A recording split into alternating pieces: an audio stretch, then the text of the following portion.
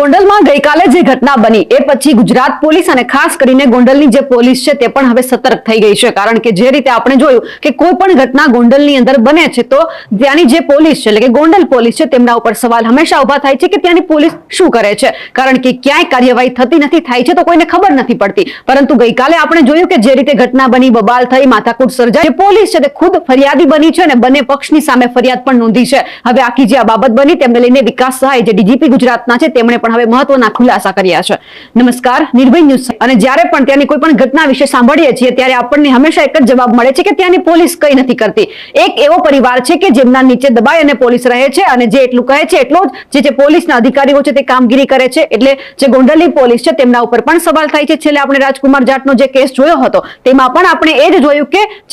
જે ગોંડલની પોલીસ છે તેમના ઉપર સવાલ ઉભા થયા કે ગોંડલની પોલીસ કંઈ જ નથી કરતી, પરંતુ અહીંયા લોકોને ક્યાંક આશા હતી કે ગોંડલની પોલીસ આ વખતે કંઈક કરશે। અને આપણે જે રીતે જોયું કે સવારથી જ જે તંગદિલી ભર્યો માહોલ ગોંડલની અંદર સર્જાયો હતો કે અલ્પેશ કથિરિયાનો જે કાફલો છે તે ગોંડલની અંદર આવ્યો અને અચાનક ગણેશ ગોંડલના જે સમર્થકો છે તેમણે પથ્થરમારો શરૂ કર્યો, ગાડીઓના કાચ તોડી નાખ્યા અને પછી જે આખી ઘટના સર્જાઈ અને એ પછી ક્યાંક વિવાદ ઉગ્ર બન્યો, કારણ કે હાય હાયના નારા લગાવવામાં આવ્યા। ત્યારે પણ એ જ સવાલ હતો કે ગોંડલની પોલીસ ત્યારે ક્યાં હતી, કારણ કે જે રીતે જો તમારે વિરોધ પ્રદર્શન કરવો હોય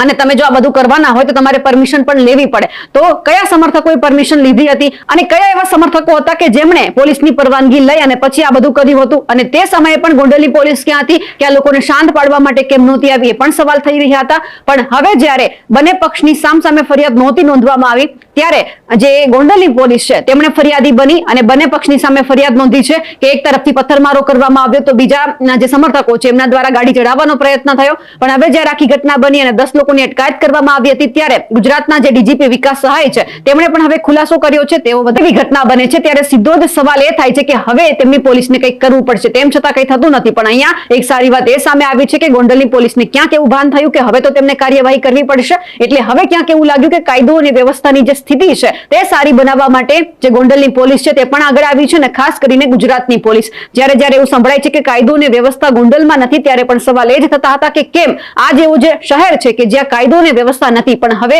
ક્યાંક કાયદો અને વ્યવસ્થાની સ્થિતિ જાળવવા માટે પણ ત્યાંની પોલીસ હવે સક્ષમ બનતી હોય તેવું દેખાય છે। અમારા